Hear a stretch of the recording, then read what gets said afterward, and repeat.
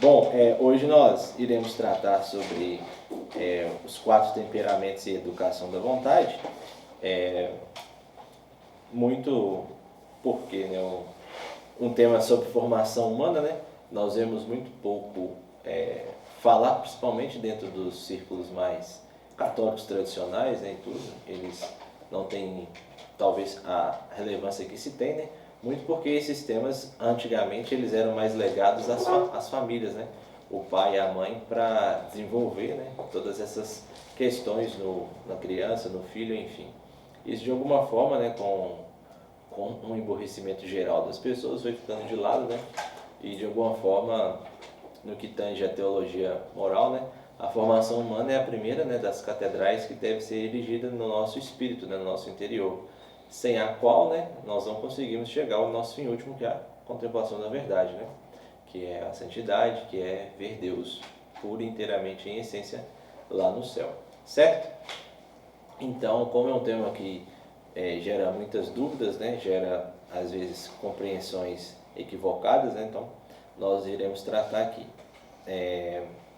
E o tema da educação da vontade, né, decorre dos 4 temperamentos, né, decorre, ou seja, dessa formação humana que já é um pouco mais refinada, né, a educação da vontade já está um pouco mais ligada à ordenação de inteligência e vontade que vai se dar na nossa personalidade, que pressupõe o nosso caráter. Tranquilo? Nós vamos explicar tudo aqui de forma mais detida, né?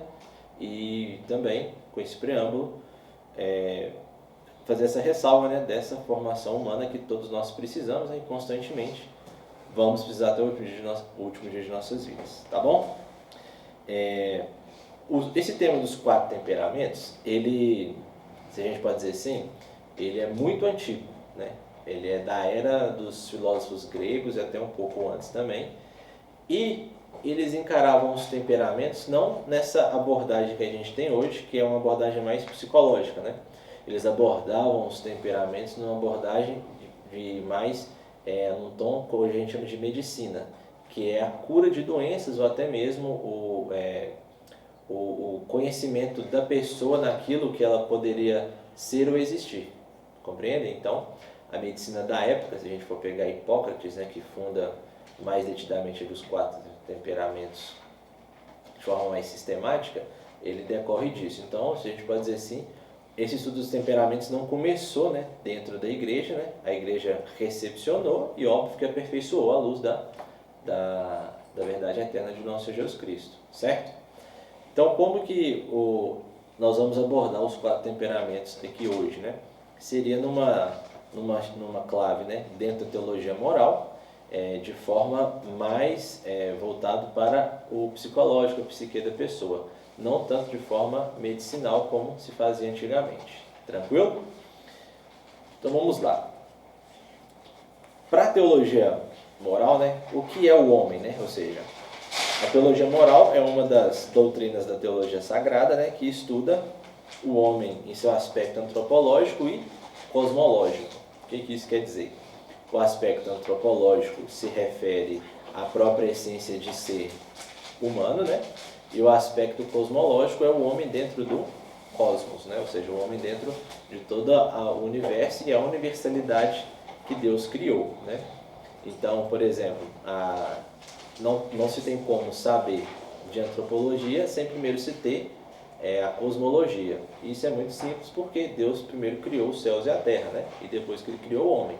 Então, para mim entender o homem, eu tenho que de alguma forma compreender aonde eu estou e quem eu sou. Então, primeiro é o aonde, para depois o quem, certo? E nessa máxima, né, simbólica que os temperamentos vão seguindo, ele também vai seguindo algumas outras simbologias ou tipologias da criação, né? As 4 estações, os 4 humores,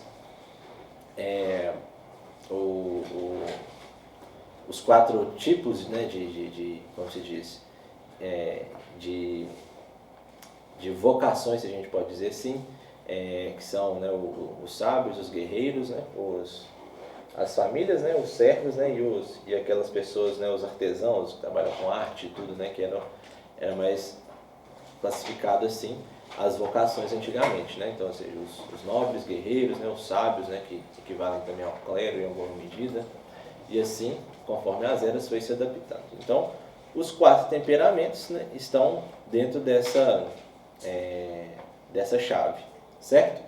Então, o que é o homem para a teologia sagrada, né? A teologia vai dizer que o homem, né, à luz de Gênesis, ele veio do pó da terra, não é? Então, o homem, ele veio do barro, certo? E o que é o barro, não é? O barro, ele é uma terra molhada, compreendem? Então, qual é a figura que mais se aproxima de alguém que cultiva esta terra? O agricultor, não é? E não é assim que em Amós Deus é descrito como agricultor, como o vinheteiro, ou seja, que cuida ali das plantações e das uvas, né?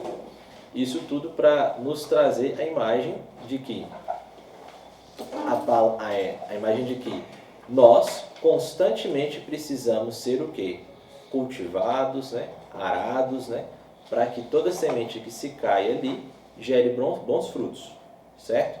Essa é a simbologia. Então, o temperamento é esse solo, compreendem? O solo em que a semente cai. Alguns vão dizer que o temperamento é o filtro, outros vão dizer que é uma estrutura mineral, mas se assemelha muito disso. Ou seja, o que tem na terra? Na terra você tem minerais, você tem outros componentes, né, de adubo, você tem sais minerais também, você tem outros tipos de elementos que compõem e fazem aquela terra uma boa terra, não é? E o que caracteriza uma boa terra?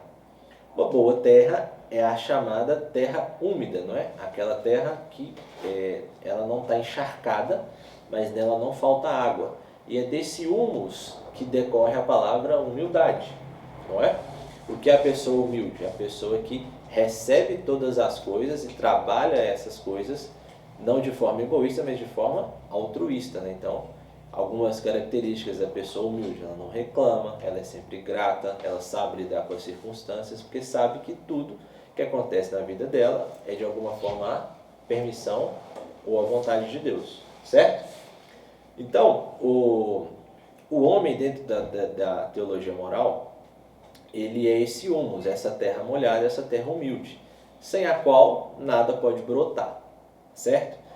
Nisso daí a gente já tem algumas setas que nos indicam alguns temas sobre os temperamentos. Quais sejam? De alguma forma, todos nós temos esses 4 tipos de manifestação, esses 4 temperamentos, porém, em alguma medida, em alguma circunstância, um vai se definindo sobre o outro. E essa definição propriamente dita é o que a gente chama de personalidade, que é o que vai se construindo sobre este solo. Beleza?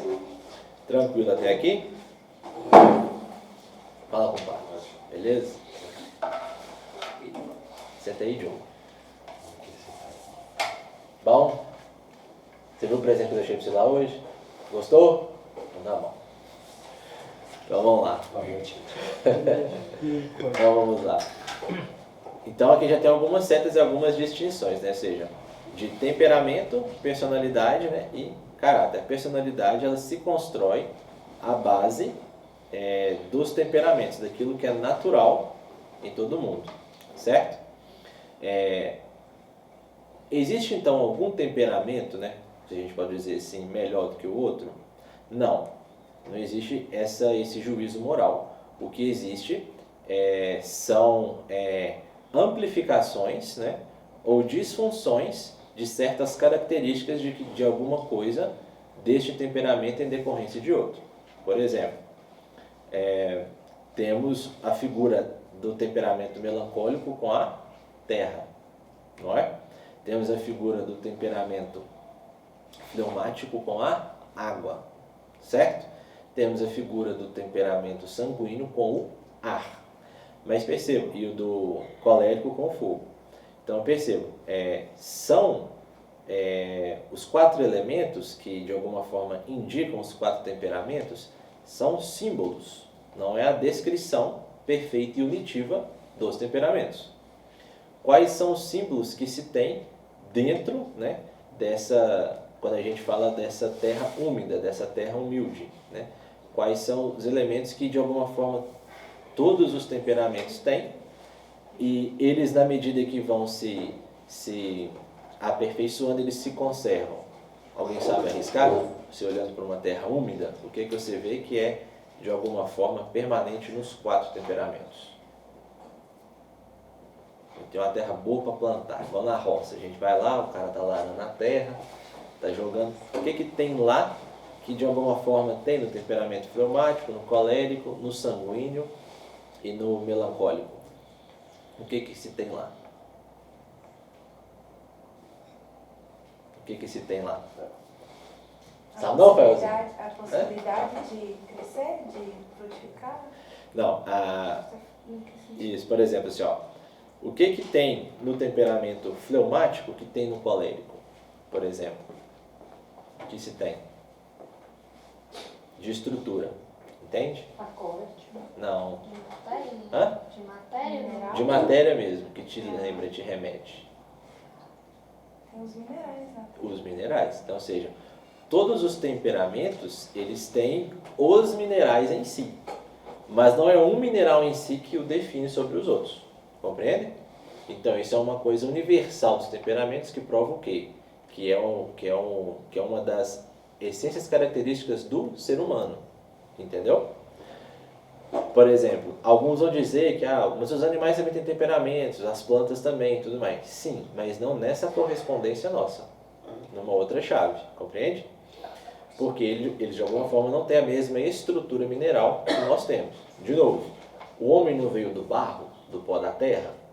Então, nós temos o nosso corpo, não é? Coisas que, por exemplo, minerais, por exemplo, que a gente encontra na poeira cósmica no espaço. Como que você explica isso? Certo? Porque houve, né, um criador que quis que as coisas fossem assim, né? O design inteligente, é a teoria do design inteligente, né? Por que o mesmo cálcio que tem no leite da vaca tem no osso humano, sendo que um não decorre do outro? Não se dá por quê? Porque há um designer que criou todas essas coisas, tem um porquê. Então, a estrutura mineral ela é inerente, né, nos 4, e nessa figura dessa terra úmida é a chave para a gente entender como que estes temperamentos são melhor trabalhados em nós.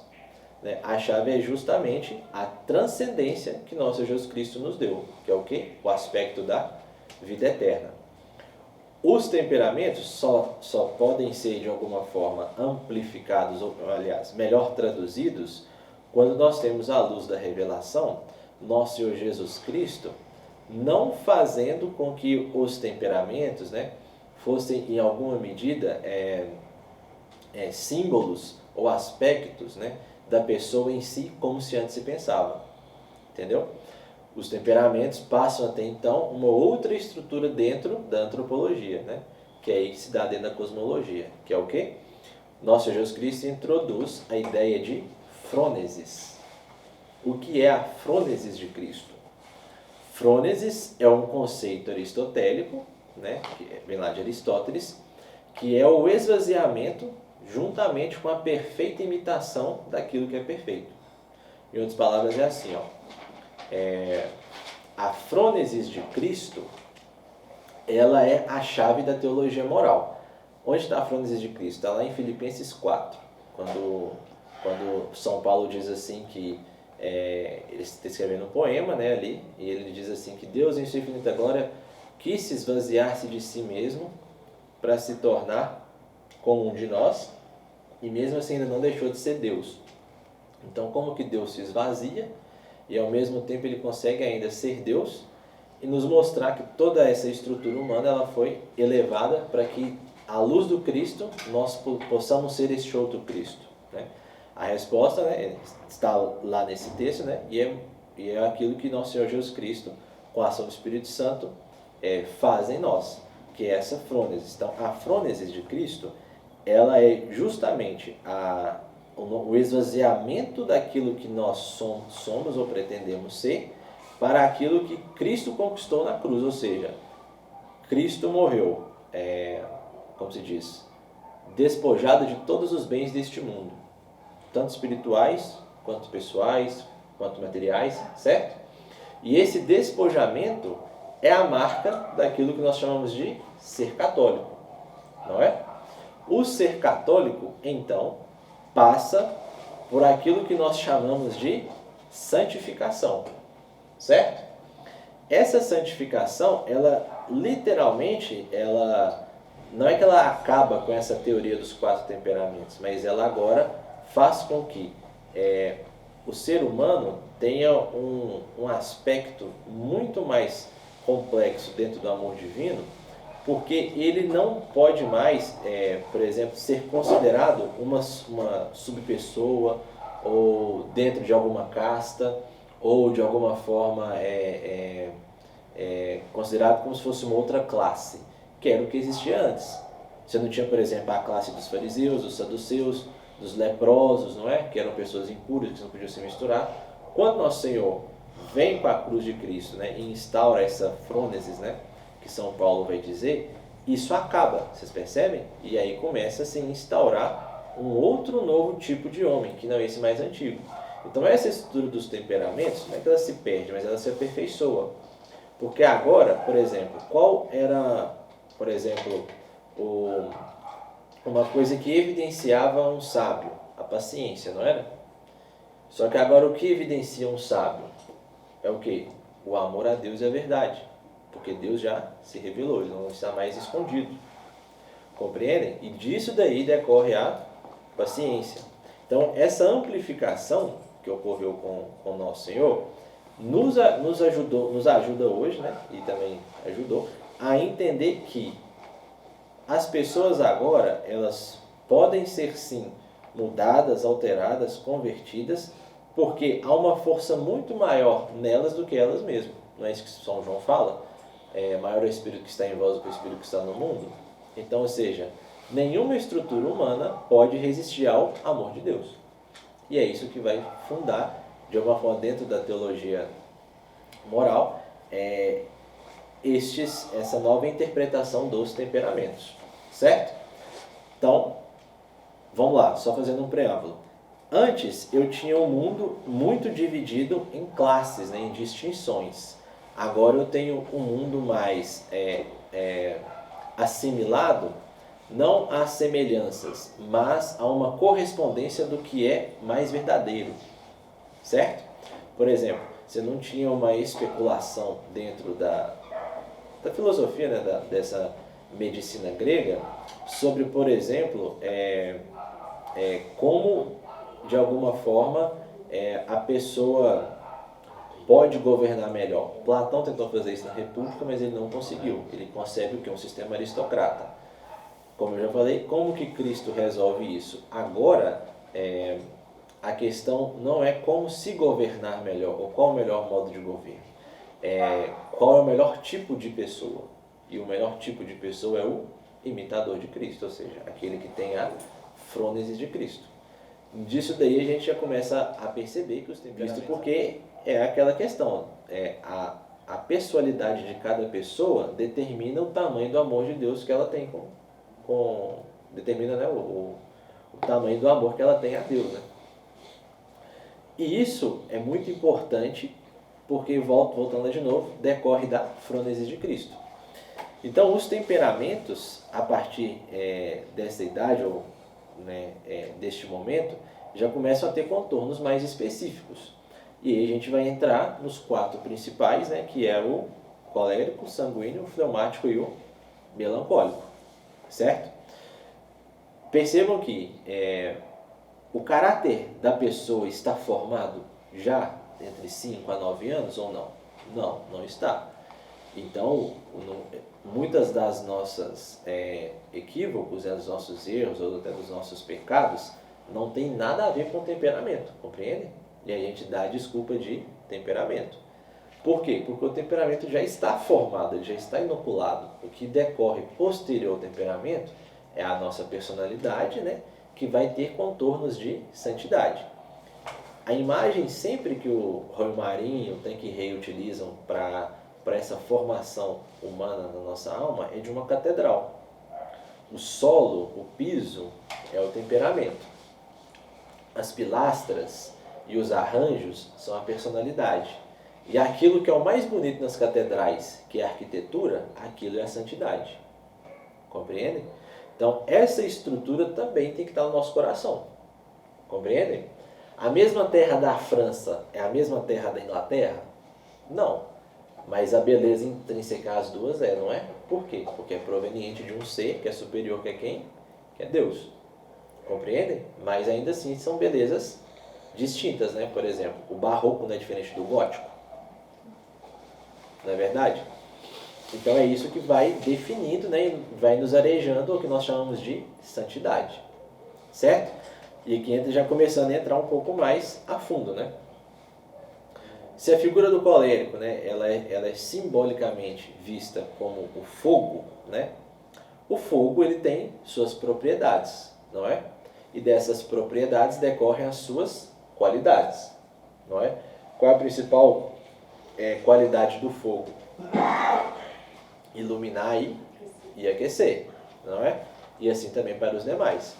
Quais são as principais qualidades do ar, né, o sanguíneo? É o que é? Envolver e o que? Animar. Não é? Sem ar todo mundo é morto, não é verdade? A terra, mesma coisa, assim como o pneumático também. Enfim, dado isso, como que se dá então os temperamentos dentro dessa estrutura nossa que nós chamamos de psicológico ou de psique? Como que os temperamentos atuam? Os temperamentos são os pressupostos da nossa vontade. Se nós preferimos um sorvete de flocos antes de um chocolate, vocês é uma porra demais. Antes de um chocolate, é porque em alguma medida, alguma circunstância nos mostrou que o sorvete de flocos ele me traz mais benefícios, tanto físicos quanto interiores para mim. Por exemplo, nós não temos as sensações, que é o que? O nojo, a amargura, a alegria e a felicidade, não é? Isso não são sensações? Essas sensações, elas decorrem do temperamento. Então, ou seja, por que uma pessoa ela é mais alegre que a outra? Por coisas às vezes tão pequenas. É porque o temperamento funciona como se fosse um filtro, ou seja, uma terra em que a semente que cai nessa terra, ela desenvolve mais rápido do que cai em outra terra. Não é verdade? E isso daí vai nos influenciando enquanto ser, enquanto pessoas. Então, por exemplo, quando a gente cresce tudo, e tem as nossas relações, nossos relacionamentos, não é? Querendo ou não, ou até mesmo inconsciente mesmo, assim, nós vamos nos dirigir a lugares que nos trazem alguma segurança, não é? Por quê? Essa segurança não é segurança de tipo, não vou ter problemas, mas é de tipo, eu vou poder crescer, ou eu vou poder fazer algo. E isso todo mundo busca, todo temperamento busca isso. Por isso que a gente está até comentando aqui na última aula que, de alguma medida, até as próprias ordens religiosas têm um temperamento mais, cada uma tem um temperamento mais evidente, porque elas decorrem de um fundador, de uma pessoa, não é? Por exemplo, um franciscano, né? Foi fundado por São Francisco de Assis, né? Qual é o temperamento ali que vocês veem que é mais definido no franciscano? É qual? Não. Eu acho que é sanguíneo. Hã? O franciscano ele é um sanguíneo. Por que ele é um predominante sanguíneo? Porque ele está disperso, não é? Ele não se apega a nada, como o ar não se apega a nada, entendeu? E ele, de alguma forma, ele anima as pessoas com o quê? Com o seu próprio estilo de vida. Ou seja, o ar, ele não tem nada que eu falo assim, nenhuma equivalência. Por exemplo, a água é o quê? H2O. Então, hidrogênio, não é? Com duas moléculas de oxigênio. Então, são duas coisas que precisam se fundir para gerar anilo. O ar não. O ar é simplesmente o quê? O2. Entendeu? Então, por isso, por exemplo, você vai pegar um dominicano, não é? Que é a ordem de São Domingos. O que se assemelha mais nos dominicanos? Entendeu? É o que é? o aspecto da repetição, já é um fleumático, entendeu? Quer dizer que quer dizer então que não pode haver coléricos dominicanos? Óbvio que pode. Mas eu estou falando que a figura do próprio fundador faz com que de alguma forma predomine, né, algum temperamento, e ali eles vão discernindo o que eles chamam de vocação religiosa, certo? Por exemplo, Santa Teresa d'Ávila, ela era uma carmelita, não é? Mas o que Santa Teresa d'Ávila, por exemplo, ela dizia sobre os temperamentos? O que ela escreveu lá no Castelo Interior? Que o Castelo Interior é uma atualização do livro de Santo Agostinho, que está dentro do Tratado de Trindade, que é os 7 graus da oração. Então, ela define as 7 moradas. Mas o que tem naquele livro, ela não usa a palavra temperamentos, não é? Mas ela usa alguns elementos ali, que os padres do deserto também nos dão, que vão nos direcionar e balizar o nosso temperamento. Por exemplo, quando Santa Teresa d'Ávila diz assim, que um padre só pode ser ordenado padre a partir da 3ª morada. O que ela está querendo dizer com isso? O padre não mais pode pecar mortalmente e ele não mais pode ser suscetível às circunstâncias da vida, não é? Então, o padre ele não pode ter, de alguma forma, ele não pode sucumbir nem às suas vontades nem às do mundo. Então, ou seja, já pressupõe uma pessoa que já tem áreas de santidade.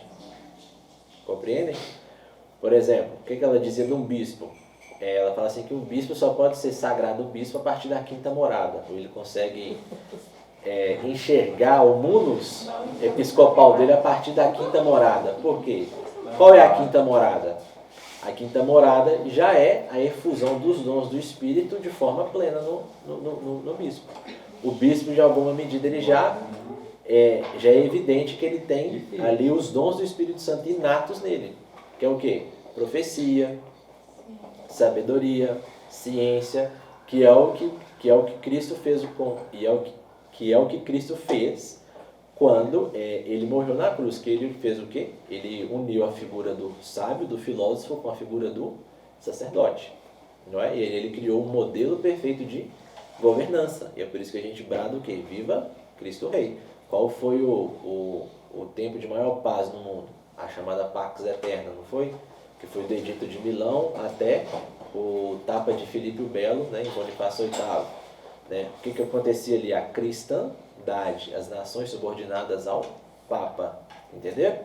Então, Santa Teresa d'Ávila diz justamente isso, ou seja, ela não funda nada novo, ela só registra aquilo que já estava sendo ensinado na igreja, compreende?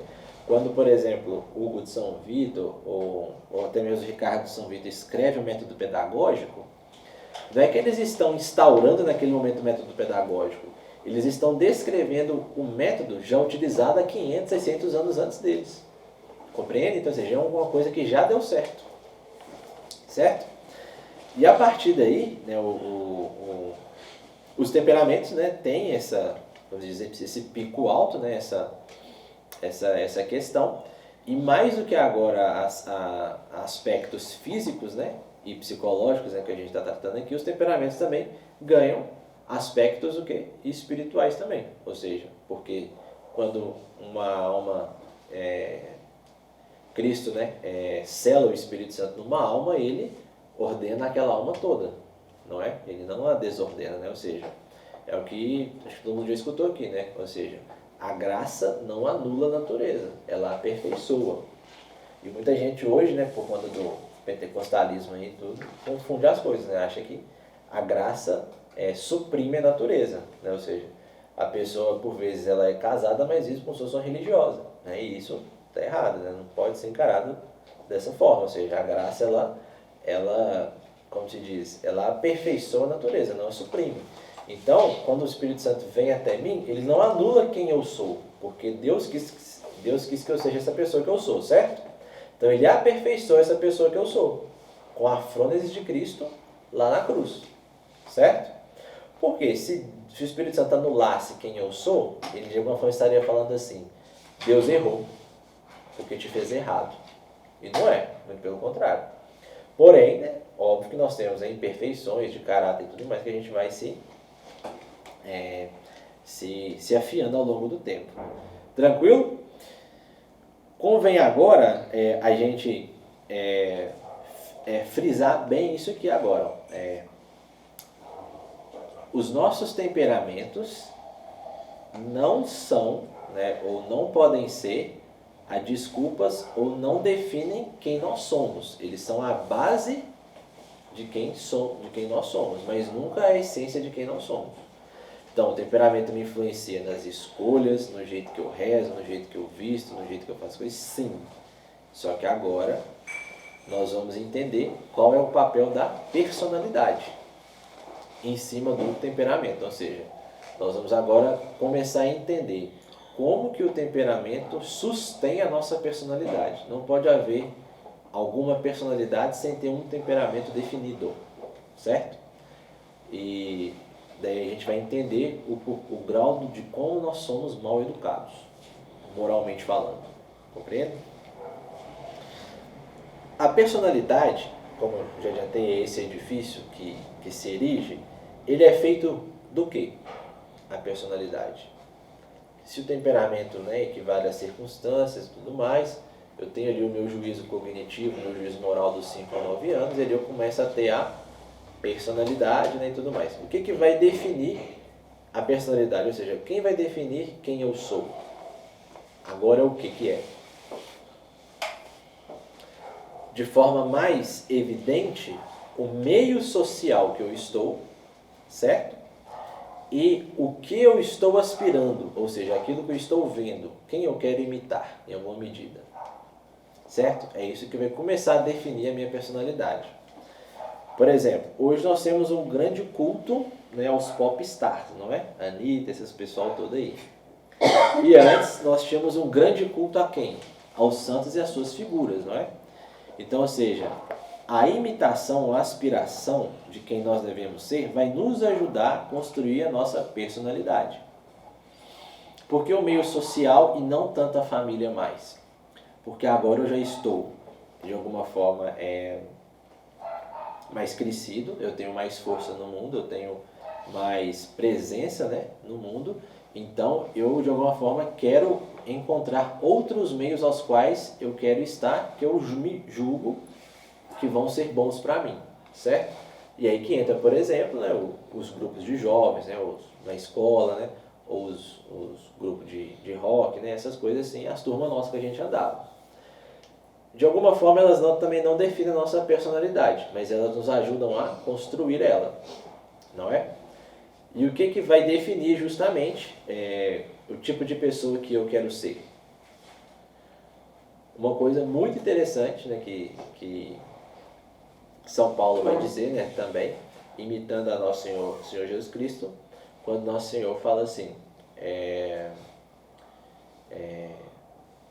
naquela passagem da viúva do poço, né?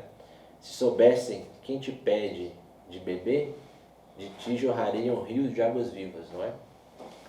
O que está atrás dessa passagem que nos ajuda a entender o que é a personalidade?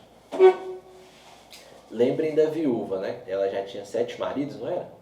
E ela estava no 8º e não queria falar que ela estava com vergonha, uma coisa assim, não era?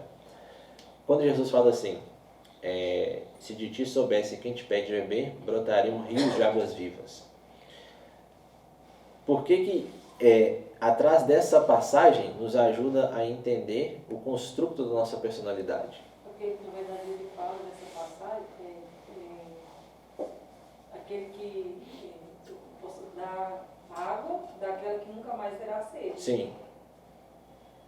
Isso. Ele fala isso, né? Nosso Senhor fala isso. Nosso Senhor fala isso. Ela vai mais que e responde para ele, né? Senhor, de onde tens essa água, né? Isso. Porque todos nós temos dentro de nós, da nossa alma, 2 potências, não é? Inteligência e vontade, não é? Essas 2 potências, elas só são alimentadas não por aquilo que é material, mas por aquilo que é imaterial. Não é verdade? Como que nós alimentamos nossa inteligência? Com o quê? Aprendendo coisas, não é? Lendo livros, participando de lugares que vão expandir a nossa consciência, não é? E como que a gente alimenta a nossa vontade? Como que nós satisfazemos a nossa vontade? Seguindo o bem que a nossa inteligência aponta. Não é? Não é verdade? Essas duas potências, elas precisam de correspondências transcendentais. Quais são essas correspondências transcendentais que nós conhecemos hoje? Religião. Não é? A religião é uma correspondência transcendental, ou seja, daquilo que é divino, inato em nós e no mundo. Quando o nosso Senhor fala isso para essa mulher, o que ele está querendo dizer para ela? Em outras palavras, assim, ó, se você soubesse... em outras palavras, assim, ó, se você soubesse que os anseios da sua alma poderiam ser saciados por aquilo que é a verdade, você nunca mais precisaria correr atrás dela. Certo? E o que isso tem a ver com a nossa personalidade? Tudo, né? Tudo. Porque assim, se a nossa estrutura humana correspondente à inteligência e vontade persegue aquilo que é transcendental, né? Ou seja, aquilo que é a religião, ela não nos trazer literalmente a correspondência da verdade, nós não vamos construir a nossa personalidade. Não tem como uma pessoa construir essa personalidade na mentira, por exemplo. Então, como por exemplo, a pessoa ser falsa 24 horas, uma hora ela vai se esgueirar, entendeu? Ela não vai conseguir, certo? Talvez em outra oportunidade, mas esse é o efeito das ideologias da pessoa. Por que eles captam e dá muito certo em jovens? Porque eles não têm uma personalidade o quê? Definida. E aí superpõe uma outra imagem que é a da verdade e os fazem crer que aquilo que eles estão lutando é a verdade, mas no fundo não é. Compreende? Então, quando o Senhor fala isso, ele está dizendo assim, ó, a tua personalidade ela só vai se corrigir quando você tiver a luz da verdade. Ou seja, nós só conseguimos então construir a nossa personalidade naquilo que durante toda a nossa vida nós conseguimos achar ou catar o que é a verdade mesmo. Entendeu? Por exemplo, quantas vezes nós abandonamos certas bandas ou gostos musicais? Inúmeras. Por quê? Porque naquilo ali não tem a verdade em si, mas é só um aspecto. Certo? Quando que eu sei que eu consegui apreender a verdade? Quando aquilo faz um efeito na minha mente que me estrutura, que me unifica. Certo? E esse unificar é como se fosse o cimento mesmo, ou seja, que gruda no tijolo e forma a parede. Certo? Então, muitos dos nossos, que a gente fala assim, traumas, coisas que aconteceram e tudo mais, são o quê? Questões mal resolvidas, né? Ou questões mal compreendidas da nossa vida. E aí a gente vai deixando aquilo ali, né? E vai virando, como dizia Santa Teresa, né? Uma sala de entulhos, não é?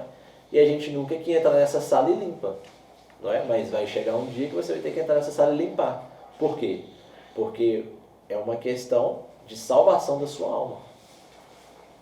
Por quê? A sua alma só é salva quando e aonde? Que Nosso Senhor fala, eu sou o caminho, a verdade e a sua alma só é salva quando? Quando você está na verdade, em outras palavras, está de graça. Entendeu? Então, nunca, de novo, voltando lá, a imagem da terra úmida. A terra nunca está pronta, ela sempre precisa estar o quê? Arada, cultivada e tudo mais. E qual é o remédio que a gente sempre usa para arar e cultivar ela agora dentro da personalidade? O sacramento da confissão, né, que vai nos ajudando a limpar. Mas sem antes entrar nisso, qual é uma outra coisa que a gente pode usar para ir limpando, né, essas disfunções da nossa personalidade em nós? É o que é?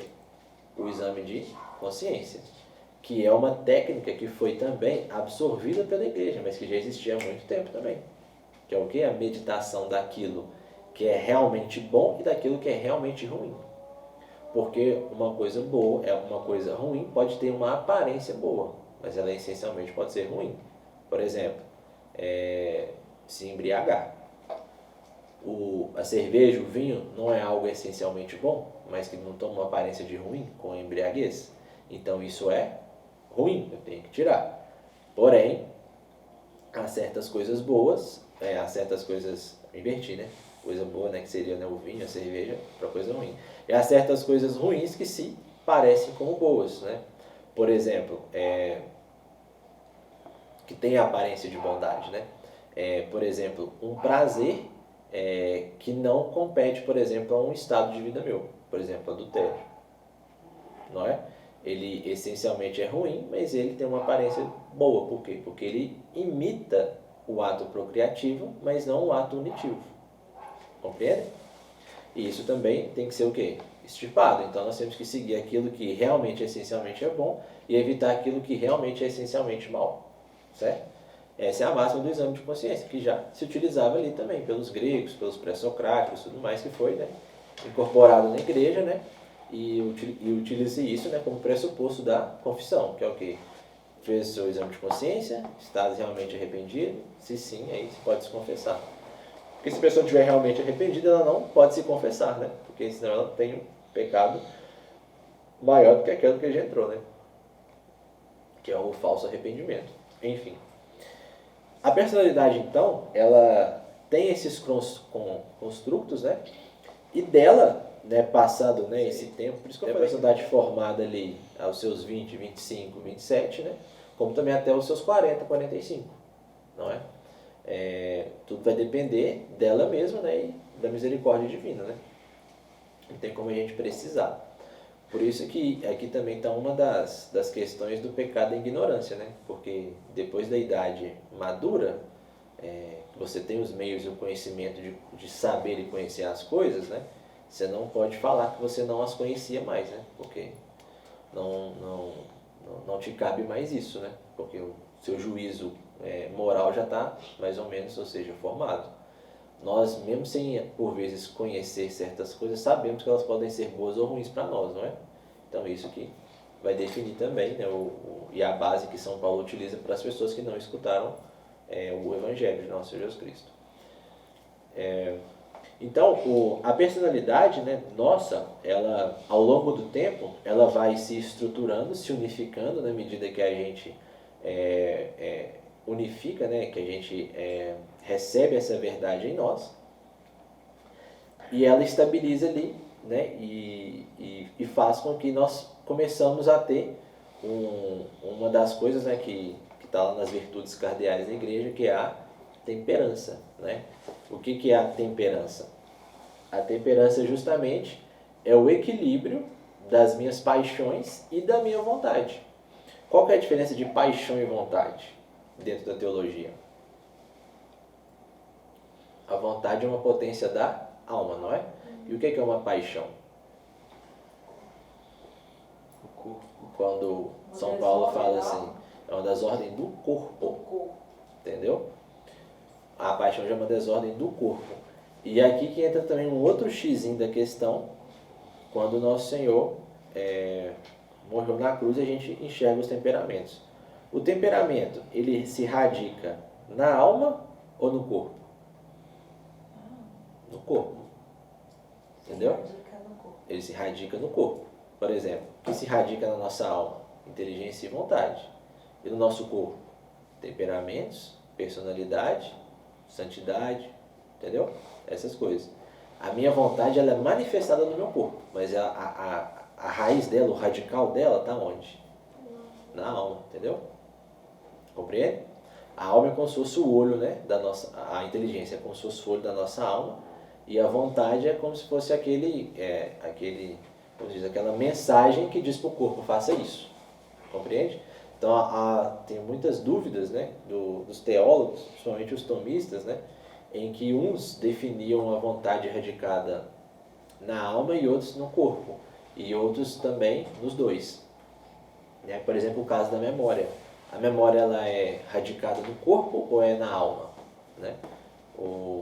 Alguns teólogos, né, defenderam na alma, outros defenderam no corpo. Né? Qual que é as consequências disso? Se ela é radicada na alma, quando eu for salvo, eu vou lembrar das coisas, não vou? Agora, se ela for radicada no corpo, se eu for salvo, eu não vou lembrar de nada. E esse é um dos grandes temas, né, da escatologia. Né? O que nós vamos lembrar na eternidade daquilo que passamos aqui na Terra. Compreende? Porque o corpo ele tem o quê? O pecado original, não é? Então o corpo perece. não é? O corpo de Jesus é um corpo glorificado. No céu eu não vou ter este corpo, eu vou ter um corpo glorificado. Esta matéria sem pecado. Compreende? Aí, por exemplo, o temperamento ele é radicado aonde? Na matéria, no corpo, não é? Porque quando o corpo morre, o temperamento fica? Não, não é? O que sobe para Deus? A nossa alma só, compreende? Então, isso é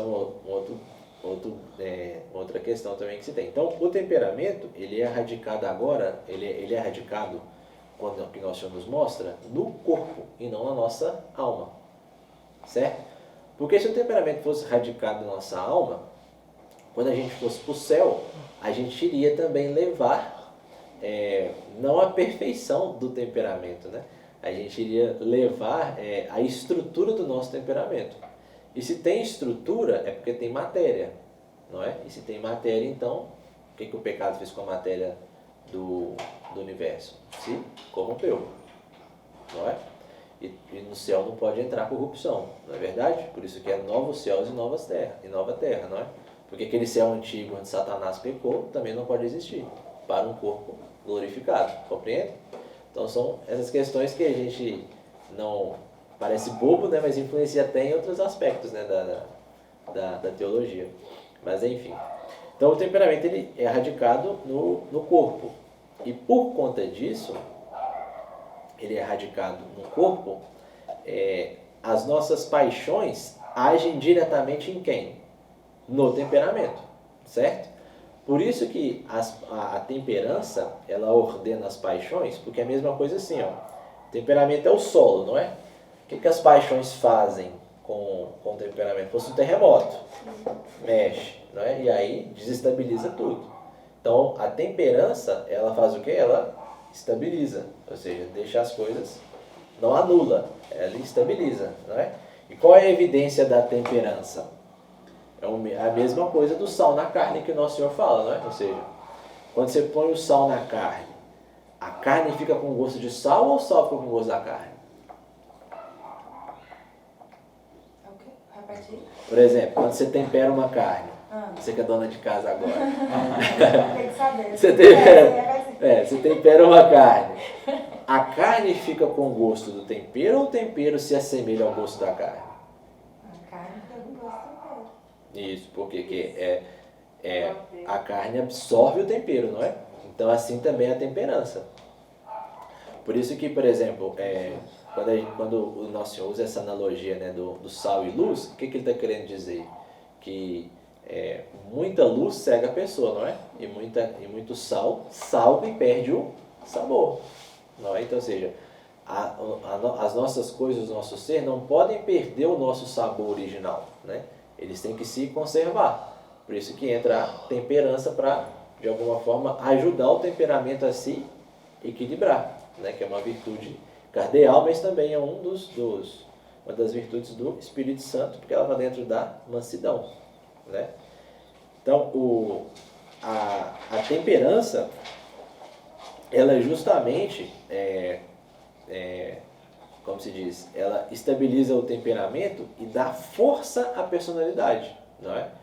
Porque para mim ter uma estrutura bem feita, eu tenho que ter um solo bem firme, não é? E em alguma medida é isto que os dons do Espírito Santo, as virtudes do Espírito Santo fazem e agem. As virtudes do Espírito Santo, elas agem diretamente no nosso temperamento. Os dons do Espírito Santo agem diretamente na nossa personalidade. Compreende? E é muito interessante. Por exemplo, o dom do Espírito, por exemplo, da sabedoria. Por que ele age na personalidade? Percebam, eu estou construindo meu edifício, não é? Então eu estou construindo quem eu sou, o jeito que eu falo, como eu me visto, não é? Então o dom da sabedoria, ele vem refinar essa estrutura. Se fosse um prédio, o dom da sabedoria, ele ia dar aquela pintura, ele ia evidenciar a beleza daquela estrutura, certo? Por que o dom do Espírito, ele não age no temperamento? Porque o temperamento não tem o quê? um juízo moral, não é? Não existe temperamento melhor ou pior. E o que a sabedoria faz? Aponta o que é de melhor e aponta o que é de pior. O que é um sábio? O sábio sabe o quê? Aquilo que é realmente bom e aquilo que realmente é ruim. Não é verdade?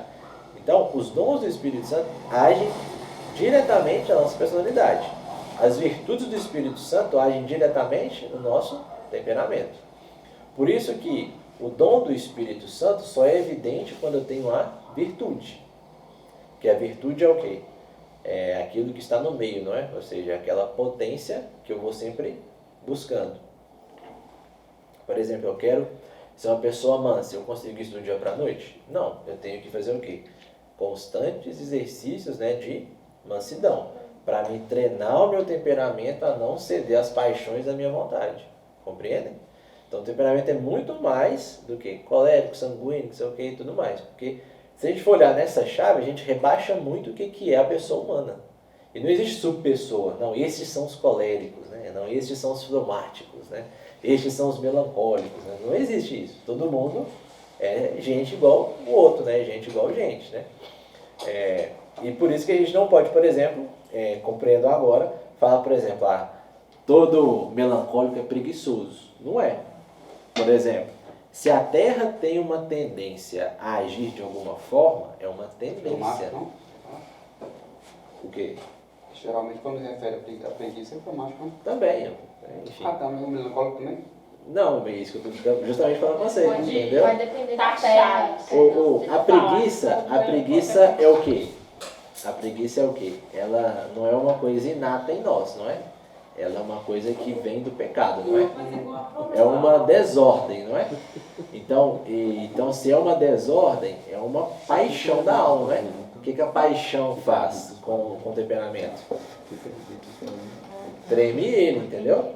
Só que, por exemplo, a preguiça numa terra sanguínea, esse terremoto vai ser o quê? Mas ele vai agir como? Ele vai ser o quê? Diferente de uma terra melancólica, ou de uma terra fleumática, ou de uma terra colérica. Compreende? De novo, por exemplo, o mesmo terremoto que aconteceu no Japão tem a mesma consequência que acontece aqui no Brasil? Não, porque a terra do Brasil é diferente da terra da China ou do Japão. Compreende? Então, porque a gente não pode falar, por exemplo, porque fulano é melancólico, por isso ele é preguiçoso. Não, pelo contrário. Entendeu? Pelo contrário. Você é preguiçoso. Melancolia em si tem, né? Não, porque o temperamento não tem juízo moral. Melancolia não, Não, estou falando de melancolia, não. Estou falando de preguiça. Estou falando de preguiça, não de melancolia. Melancolia é o quê? O que nós atribuímos à melancolia é o quê? Um pessimismo, alguma coisa assim, não é? E isso é uma tendência da pessoa desordenada. Que tem, não, é uma tendência das paixões no temperamento. Perceba, o temperamento é isso aqui. Eu posso conhecer um sanguíneo tão desordenado quanto o melancólico, mas na verdade ele vive muito mais que essa melancolia que a gente se diz que é do melancólico. Por exemplo, quando a gente diz assim, colérico com aporte seco. Em outras palavras,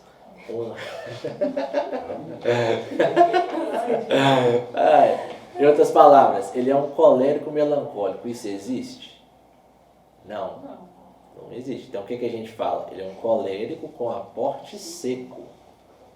Ele é o que a gente está querendo dizer? O que a gente está querendo dizer com isso?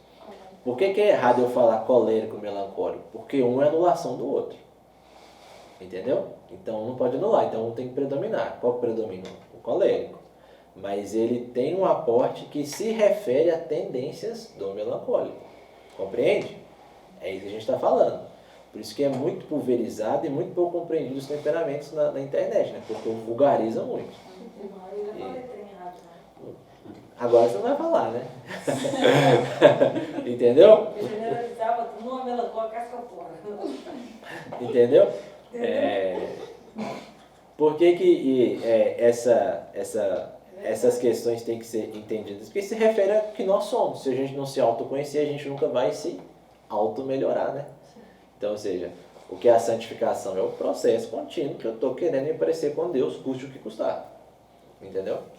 E se me custar, né, por vezes, a pessoa que eu fui durante 20, 30 anos, eu tenho que desconstruir 20, 30 anos da minha vida para ser o que Deus pensa de mim. Entendeu? Querendo ou não. Porque qual é a característica de uma terra boa? A humildade, não é? Então, por isso que todos os tratados de santidade, São Bernardo, Santo Agostinho, Santa Teresa, o que eles falam? Qual é a primeira morada? Qual é o primeiro nível de oração? São Máximo falava, né? Os 7 degraus da escada do céu. Qual é o primeiro degrau? Humildade. Humildade. Porque se você não for humilde, você nunca vai conseguir nada. Né? A grande verdade é essa. E nem, né? Porque Deus foi humilde primeiro, né? Para sair do estado de divino para o estado humano, né? Sem deixar por essência, né? De ser quem ele é. Enfim. Então, aí a gente começa agora a entender melhor como que essa estrutura da personalidade, baseada no temperamento, né, nos influencia e a gente não pode, né, fazer com que isso seja tratado, né, como uma questão de vestibular, coisa do tipo e tudo mais. Né? Muito pelo contrário, é uma questão muito boa, muito interessante e também uma das mais importantes do nosso processo de conversão. Né? Então, o fleumático, o melancólico, o sanguíneo, o colérico, eles não têm, como se diz, qualidades inatas em si. Porque lembrem, qual é o símbolo de um colérico? É a chama, não é? Então é essa chama que vai de alguma forma balizar a estrutura da pessoa dele. Mas, por exemplo, o que todo mundo fala aí que é característica de um colérico? A produtividade, não é? A tomada de decisão e tudo. Entendeu? Mas o que isso pode ser, como se diz, como que um colérico ele não, de alguma forma, é assertivo nisso? Quando ele toma más decisões, quando ele não consegue ser suscetível à humildade, por exemplo. Então, ele não está sendo colérico pleno como ele está sendo o quê? Um pecador, entendeu? Por isso que o temperamento, ele tem um juízo moral neutro. Quem dá a moralidade do temperamento são as nossas ações, certo? Por isso que, igual eu falei, você não pode falar que um colérico é melhor que um melancólico. Não, a gente não pode falar isso, a gente não pode nem pensar ou cogitar algo assim, né? Por que nós não podemos, por exemplo, também, outra coisa comum que se tem aí, por exemplo, falar assim, porque fulano é fleumático, então logo ele vai ser padre. Porque fulano é melancólico, logo ele vai ser irmã da caridade. Não é, entendeu? Por mais que, né, igual eu falei, algumas ordens têm algum temperamento mais evidente, mas o temperamento não define a pessoa em si. Ela é só a base daquilo que a pessoa é. Certo? Quem vai definir a pessoa em si é a personalidade. Certo? O Olavo não tem as 12 camadas lá da personalidade dele? É mais ou menos isso, ou seja, quando que a personalidade é definida? Que ele diz lá, a partir da 6ª, 7ª camada. Por quê? Já se livrou do influxo das paixões do temperamento. A pessoa não é tão reclamona mais, ela consegue trabalhar, ganhar dinheiro, ela tem responsabilidade, entendeu? Ali que começa a ser refinado a personalidade dela. E a santidade dela quando? Quando, na medida em que ela consegue, a partir dessa personalidade construída, amar a Deus, ir em direção de Deus, certo? E aí os dons do Espírito Santo agem nessa personalidade, embelezando ela, e as virtudes, né, no temperamento, né, que nós chamamos nas coisas cardeais da vida, balizando e temperando essas coisas. Por quê? Porque ao longo da nossa vida nós sempre vamos ter o pecado. Nós nunca vamos deixar de ter o pecado. Então nós sempre, hora ou outra, vamos cair nas nossas paixões, nos nossos pecados, não é? Porém, né, a questão é o que vai definir quando a pessoa ela é madura ou não. Quando a circunstância não a abate, mas a fortifica. É isso que, por exemplo, vai, para o tanque rei, vai definir maturidade. É quando, por exemplo, diante dos tropeços, ela quer ainda mais amar a Deus. Exemplo máximo disso, Davi. Quando Davi pecou com Betsabeia, subiu para o monte e não escreveu os salmos mais belos que nós temos. Uma pessoa arrependida, que errou, mas não deixou de ser madura. Qual é a máxima que nosso Senhor nos ensinou do amadurecimento e daquilo que nós conseguimos ser tão semelhantes quanto a Deus? Capacidade de perdão. Quanto mais eu consigo perdoar, mais é a prova que meu amor cresceu. Quanto mais eu consigo me perdoar e perdoar o outro, mais é a prova que eu conheço a Deus de verdade. Certo? Por isso que o perdão é muito difícil em nós hoje. Porque é tanto materialismo, é tanto egoísmo, é tanta paixão, né, assim, bombardeada em nós, que a gente não consegue temperar isso. Né? Por exemplo, o que nós temos hoje que não tinha antes tão patente assim todo dia em nós? A pornografia. Não só dos filmes pornôs, né? Mas de um outdoor, de uma loja de roupa, de uma revista que, né? Entendeu? Ou seja, é uma tendência a toda hora desordenar o quê? O meu ser, a quem eu sou, entendeu? E aí fazer com que a minha personalidade vá baixo, não tenha substância, entendeu? Por isso que uma das máximas né, não só do matrimônio, né, da vida sacerdotal, religiosa também, é o quê? Qual é a prova decorrente de que você consegue amar? A fidelidade, não é? Porque se você ama, você perdoa. Então você tem estabilidade. Se você tem estabilidade, você tem uma fidelidade. Por isso é até que a morte os separe. O que é maior que a morte que o amor humano? O que é maior que o amor humano e a fidelidade? Só a morte. Entendeu? Tamanho é o grau de beleza, né, que o amor humano tem dentro do plano divino da salvação.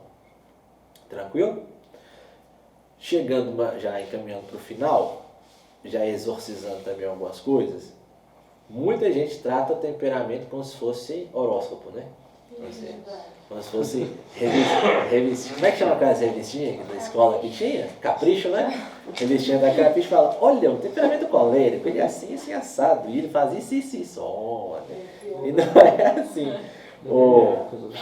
Outra máxima que tem na teologia, que a gente pode nos assimilar pra gente, é assim, ó. O abuso, ele quita o uso. Não é?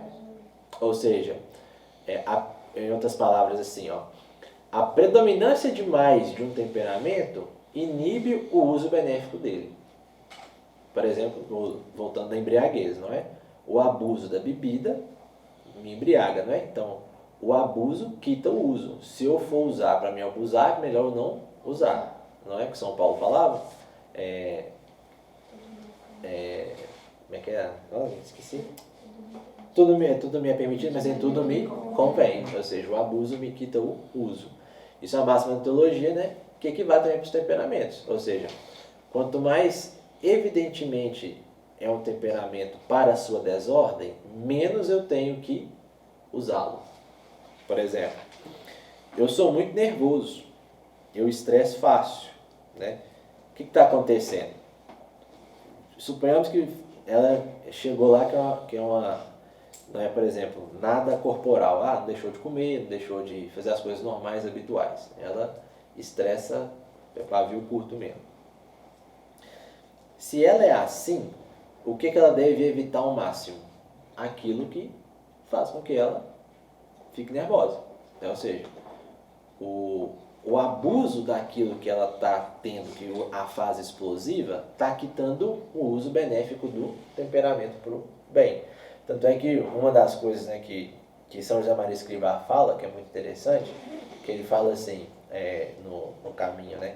E alguns homilias também ele já falou, que ele fala assim, quando a gente é reclamão, né, ele fala assim, não vou lembrar as palavras corretas, mas ele fala assim, és reclamão, que não sei o quê, olhes para a cruz, seja homem de verdade, morra para si, morra para o mundo. O que ele está querendo dizer com isso, né? Ou seja, se você está, de alguma forma, reclamando demais e tudo, cala a boca mesmo, entendeu? Fique em silêncio, entendeu?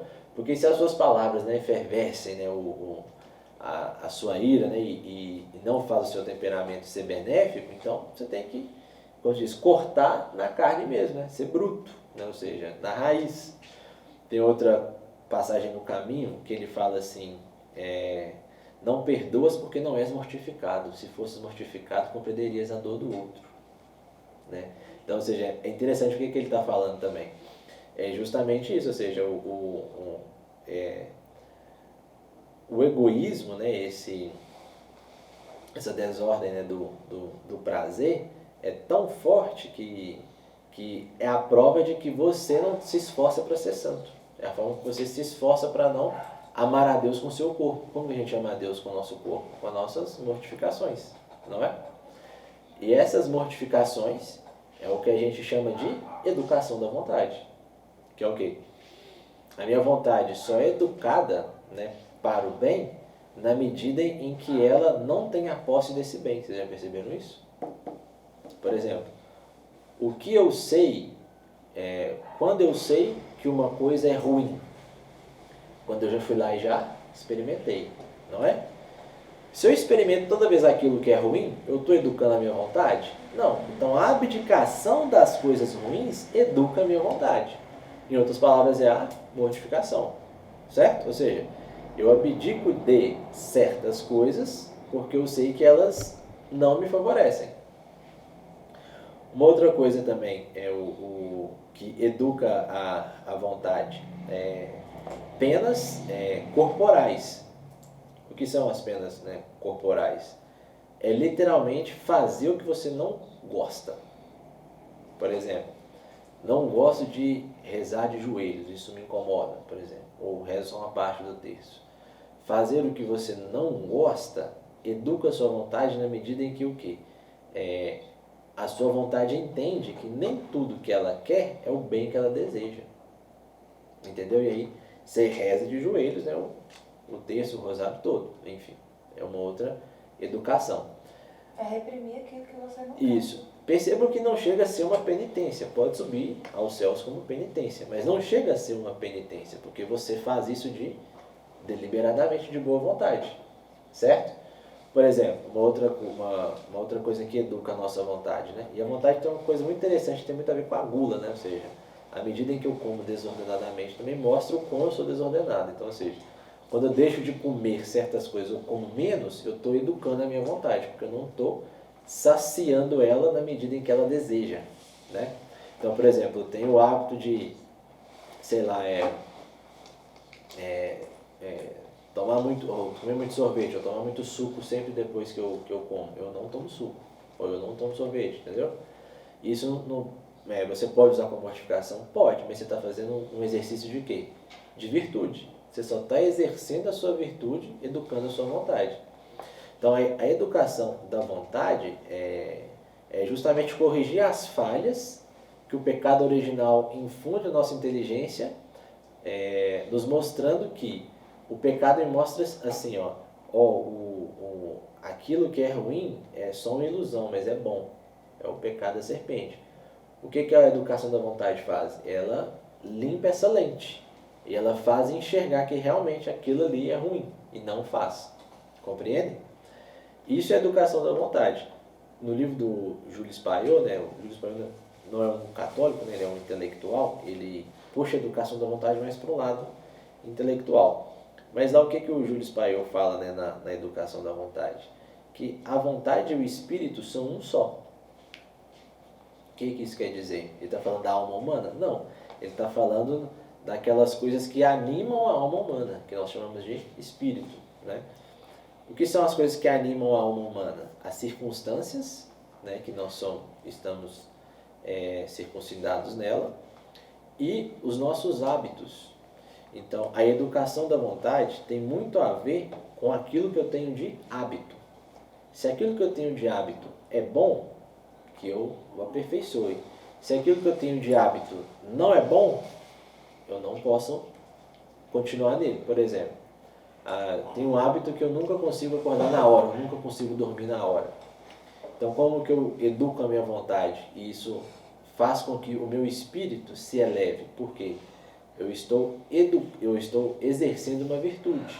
Qual virtude é essa?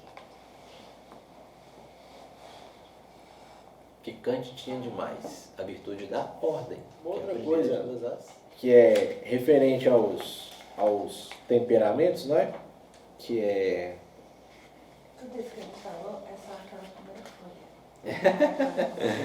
Não, é tudo. Aqui só tá umas coisas me lembraram, não tá tudo não. Uma hora que der a segunda. Não, não é não. Posso? Vou colocar a tua memória para a câmera. Acabando. Agora já partindo mais pro final mesmo, né? Ou seja, o que os 4 temperamentos, né? Agora já ficou um pouco mais claro, né? Tem a ver com a educação da vontade. Né? Porque a minha vontade nasce lá nos temperamentos.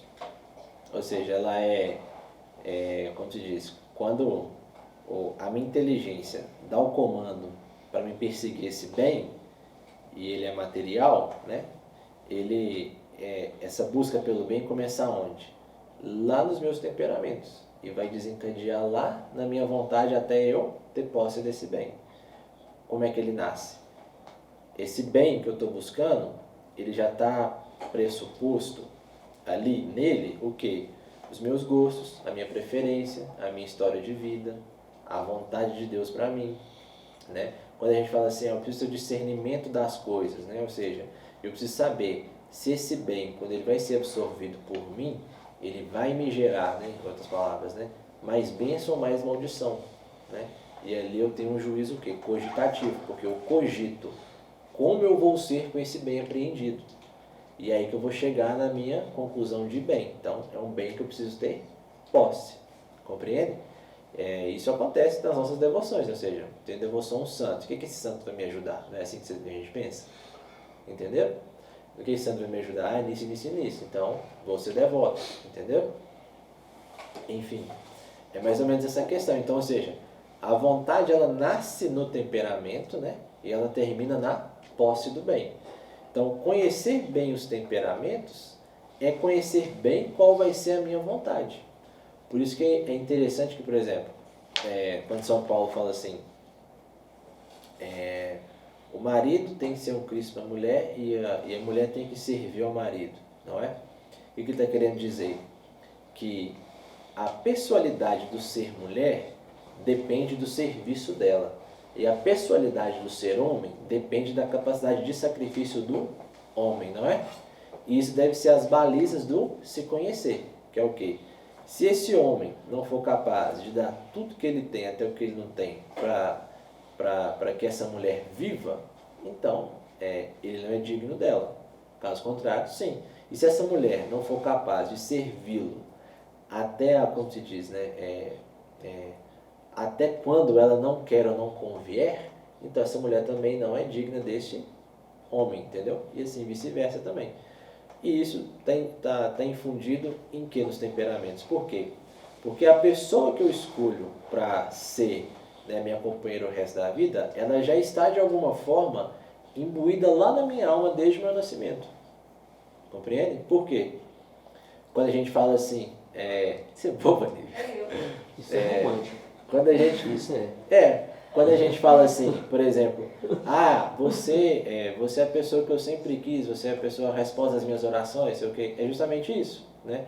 Ou seja, é a correspondência dos seus anseios. Ela corresponde aos seus anseios que você quer ter na eternidade.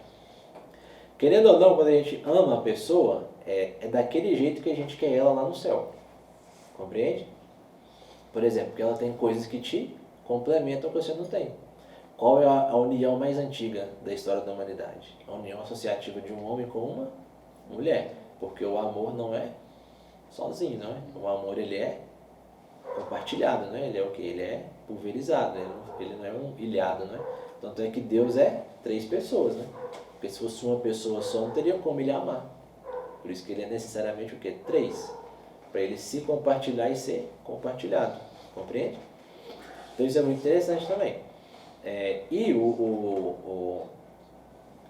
agora a parte mais prática, né? Ou seja, o colérico, fleumático, sanguíneo, melancólico, né?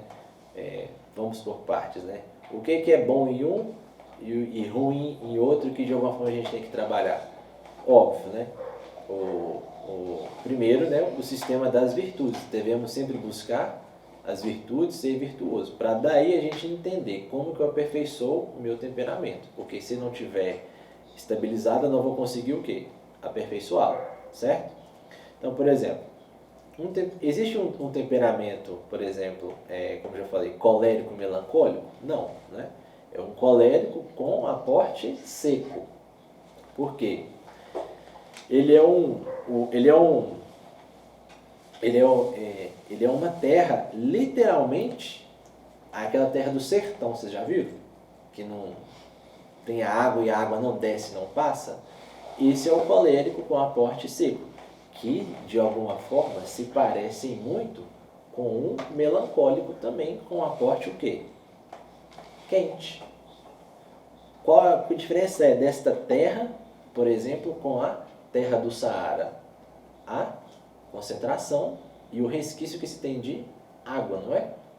Então, o colérico que tem o aporte quente, ou seja, ele pode ser por exemplo, em outras palavras, um melancólico colérico, um melancólico sanguíneo, alguma coisa assim, nesse sentido, ele é como se fosse a areia do deserto, as dunas do Nordeste, melhor dizendo, certo? Porque as dunas do Nordeste, elas são estáveis? Muito pouco, não é? Ela tem certa estabilidade, né? Certa, como se diz, certo tamanho, né? Certa forma, mas ela não é tão seca quanto, por exemplo, um colérico melancólico, um colérico com aporte seco, né? E, por exemplo, ambos conseguem frutificar? Eu consigo plantar coisas ali? Não. Então, o que a pessoa tem que trabalhar? Ela tem que... Cansar também, né, coitada? Ela tem que trabalhar aspectos de uma pessoa úmida, que é o quê? Ser mais sentimental, ser mais empática, ter mais compaixão, entendeu? Por exemplo, ler coisas que têm emoções mais explícitas, entendeu? Que isso vai batendo nessa terra e vai quebrando ela, entendeu? E nesse quebrar vai entrando o quê? A água que vai fazer com que a terra tenha uma outra conotação e ela possa ser o quê? Frutificar, ser uma terra boa, não é? O sanguíneo, né? Existe, por exemplo, o sanguíneo fleumático? Não. Existe o sanguíneo com aporte úmido, que é o quê? Que é o ar, né, quase unificado com a água. Existe essa figura? Não. Não existe assim fisicamente essa figura. O que mais se assemelha disso é o quê? Uma nuvem que vai dar uma tempestade. Entenderam? Então, assim, percebam que ele não deixa de ser sanguíneo, mas ele também não tem uma estrutura visível que ele é um sanguíneo, que ele é um ar puro. Compreende? Porque a figura perfeita do sanguíneo é o quê? O ar puro da primavera. Entenderam? Essa é a figura do sanguíneo. Qual é a figura do fleumático, não é? A figura do fleumático seriam as ondas do mar, sem ser grande, sem também ser muito pequeno. Mas é o quê? É aquele mar que sempre está de alguma forma, né, embelezando a paisagem, mas ele não é agressivo a ela, né? O mar agressivo, ele destrói toda a paisagem dele, não é? Tanto é que a figura de um fleumático com raiva ou desordenado é um tsunami, ou seja, está engolindo tudo que está ali, sem olhar as consequências, só depois que vai cair em si vai ver a destruição que fez, né? Então, por exemplo, o fleumático tem essa conotação porque ele transita nos quatro, né? Porque ele é água. Então, a água pode ser tanto gasosa, líquida ou gelada, gelo, né? Física, né? Então, o sanguíneo ele pode ter tanto aporte quente e frio, quanto aporte úmido e frio, quanto aporte úmido e quente. Compreende? Então, ele pode transitar. Então, a figura estável de um fleumático é a figura do mar. Ele não se cansa de fazer aquela repetição todo dia, entendeu? Mas é essa monotonia que lhe dá a beleza, entendeu? Porque é essa monotonia que faz a paisagem ser bela, compreende? O melancólico, né, é a figura mais assemelhada à terra, né? Então, bom, como eu disse para vocês aqui, não tem como ser um cara ser melancólico colérico, né? Não tem jeito dele ser. Então, a correspondência correta seria um melancólico com aporte seco e quente, entendeu? E ele é como se fosse uma terra, né? A terra boa, né? É a terra que é úmida. Então, o exercício do melancólico é sempre fazer o quê? Exercícios do sanguíneo e do fleumático. Quais são? Qual é o exercício de um bom sanguíneo? Se expressar melhor, tentar fazer, criar mais vocabulário para ele ser melhor compreendido, para ele ser melhor correspondido, né? Tanto é que, por exemplo, qual a relação dos temperamentos com as artes, né? Teatro, artes marciais, né? Música, cinema, essas coisas. Cada um explora uma potencialidade do temperamento, né? Então, por exemplo, o que seria um bom exercício para um melancólico? Fazer teatro, por exemplo. Ler livros de literatura e tentar escrever, entendeu? O que seria um bom exercício para um fleumático? Por exemplo, fazer artes marciais, exercícios físicos, né? Um bom exercício para um sanguíneo, não é? Fazer atividades mais contemplativas, de silêncio, ler um livro em silêncio durante 1 hora, sem contato com ninguém, entendeu? Essas coisas, entendeu? Um bom exercício para um bom exercício para um colérico, né? Ou seja, atividades que remetem mais a uma passividade, por exemplo, ele andar subindo uma serra e ir para um lugar que ele consegue sentir, por exemplo, ver uma paisagem completa, conseguir ver as coisas como elas são, entendeu? Que dá uma certa passividade nele, ou seja, ele vê que há coisas maiores que ele não pode ir contra essas coisas, entendeu? Esse é um exercício, né? Ou seja, ele... Qual das artes que é do colégio? Por exemplo, você ir, por exemplo, você ir para uma montanha e contemplar a beleza de lá, entendeu?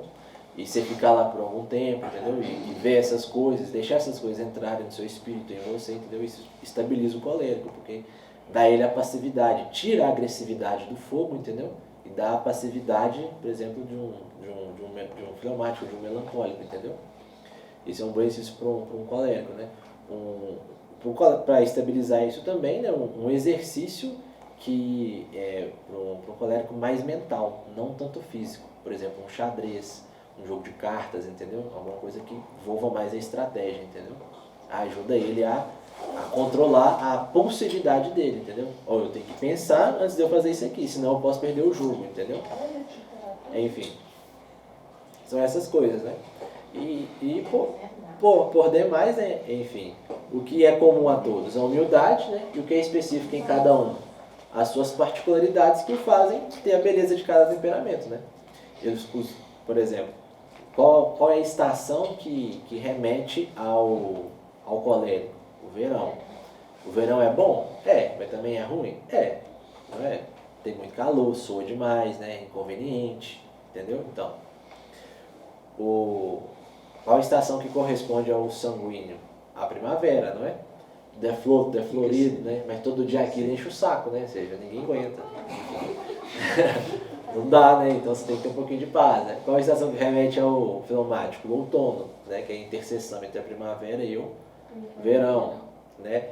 Qual a estação que remete ao melancólico? O inverno, né? Que é coisa estável, fria, intacta, passiva, né? Que não tem como você mexer. Você pode fazer o que for, vai ter frio sim, vai ter neve sim, você querendo ou não, cai na sua boca, você coloca no seu lugar e vai ser assim, assim, assado. Entendeu? Enfim. Qual estação que é? Verão. Entendeu? Sanguíneo é o quê? Primavera. E o fleumático é o outono, que é a interseção da primavera para o verão. Do inverno para a primavera, né? Enfim, é isso mesmo. Não é porque no hemisfério sul é diferente do hemisfério norte. No hemisfério sul é verão, outono, inverno, primavera. Entendeu? No hemisfério norte é o contrário, né? Ele inverte as coisas. Aí o outono fica entre o verão e o inverno. Entendeu? Mas tem isso também, depois a gente pode ver, né, como que a posição, né? Porque os temperamentos do hemisfério sul têm um pouco de diferença do hemisfério norte, né? Tem isso também, né? Por conta, né, da posição das circunstâncias, né? Da posição dos países, né? Ou seja, o Brasil tem mais um influxo de sol que os americanos, por exemplo, que o pessoal que mora no Alasca, né, e tudo mais. Então, aqui é mais perceptível os temperamentos que lá. Compreende? Por exemplo, no Alasca, onde o ano todo é inverno, né? como que você vai conseguir Achar um sanguíneo. ver realmente assim um sanguíneo, um colérico, né? Eu percebo que até o clima, a estação, o lugar influencia muito no temperamento da pessoa, entendeu? Mas interessante que eu acho que o colérico em si, ele não suporta um local muito quente, no verão para nós é péssimo. Não é o colérico, você está confundindo, é a pessoa, Mas entendeu? influencia, porque quando o ar está muito Isso, quente, para nós isso, é péssimo. e justamente, influencia. Para nós, beleza, a gente ama que chove. Não, pro seu, mas e pro outro? Você pode pegar um colérico que odeia chuva, e ele vai resmungar quando estiver chovendo. Né? Até agora não conheci não. Entendeu? Não. Entendeu? Então, são coisas assim que a gente né, não pode universalizar. É que o colérico não gosta de Universalizar. competição, moço. Já é quente, aí vem alguém para esquentar ele? Não, é só É. ele que pode esquentar. Você não tá sabendo como é esse negócio. Só ele que pode esquentar, ué. Deus esquentar ele. Não. Entendeu? Enfim, Gostei dessa, eu ia falar. Bom, por poder mais, né? A aula era sobre isso hoje, né? Os 4 temperamentos da ação da vontade, né? Espero ter contribuído e ajudado, né, exorcizado algumas coisas e ajudado muita gente aí. E mostrar que nem todos os seus defeitos é o seu temperamento, é o seu caráter mesmo que é falho, né? O caráter está dentro da personalidade, né? Então, enfim, o caráter é como se fosse o salão, né, principal ali da sua vida, do seu ser, né? Onde você tem as coisas que mais te importam, né? O caráter é a régua, né? Aquilo que você regula as coisas mesmo dentro de você. Enfim, e o temperamento é isso, né? Ou seja, não é nada exorbitante, mas também não é nada daquilo que eles estão falando que é. Né? É uma coisa um pouco mais profunda, né? E nem tão vulgar ainda, né? Encarar os temperamentos, né? Com essas coisas aí é baixeza, né? Você está colocando a coisa no lugar que ela não está, né? E aí entra né, as dificuldades. Mas o estudo dos temperamentos ajuda em muito a gente compreender o outro, né? Em a gente entender o outro, saber o que o outro gosta, o que o outro não gosta, né? Saber como que você agrada uma pessoa ou não, né? Saber como que você ajuda uma pessoa ou não, né? Enfim, para isso que eu estudo. E a formação humana, né? Que tem que sempre perpetuar na vida nossa, né? Que a gente nunca pode deixar de ser formado, né? Até o dia da nossa morte. Amém?